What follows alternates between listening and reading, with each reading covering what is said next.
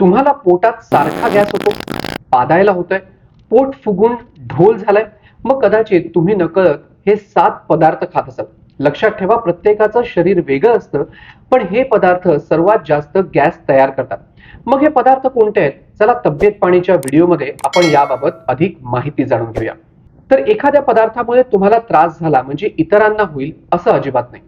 Mayo क्लिनिकच्या माहितीनुसार gas तयार करणाऱ्या काही सामान्य पदार्थांमध्ये कडधान्य आणि डाळी, त्याचसोबत कोबी, ब्रॉकोली, फ्लॉवर, बोईचॉक यांसारख्या भाज्या, लॅक्टोज युक्त म्हणजे दुग्धजन्य पदार्थ, तर काही फळांमध्ये आढळणारं फ्रुक्टोज, कोंडा किंवा चोकरयुक्त अन्न, ज्याला आपण ब्रॅन म्हणून ओळखतो, असे पदार्थ कारणीभूत आहेत.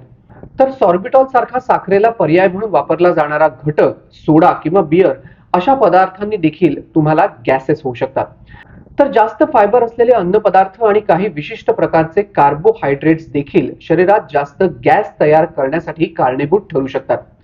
हेल्थलाईनच्या माहितीनुसार फळांमधील फ्रुक्टोज, सॉर्बिटॉल आणि विद्राव्य फायबर पचवण्यासाठी शरीराला त्रास होतो. सफरचंद, पेर आणि जर्दाळू सारखी फळं, शुगर फ्री उत्पादनांमधील सॉर्बिटॉल पूर्णपणे न पचता थेट मोठ्या आतड्यात जातं.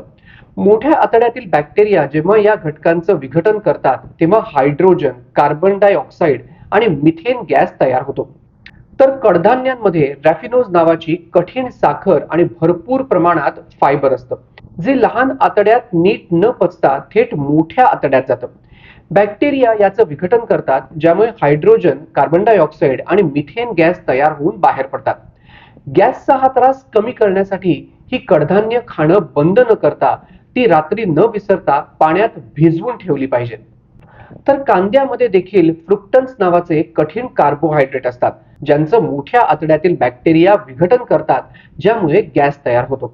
हा व्हिडिओ फक्त माहितीसाठी होता. तुमच्या आहारातून कोणताही पौष्टिक पदार्थ वगळण्यापूर्वी डॉक्टर किंवा आहार तज्ज्ञांचा सल्ला नक्की घ्या. आणि तब्येत पाणीचे व्हिडिओ तुम्हाला आवडत असतील, मी दिलेली माहिती आवडत असेल, तर तब्येत पाणी लाईक आणि सबस्क्राईब करा. व्हिडिओ जास्तीत जास्त लोकांपर्यंत शेअर देखील करा.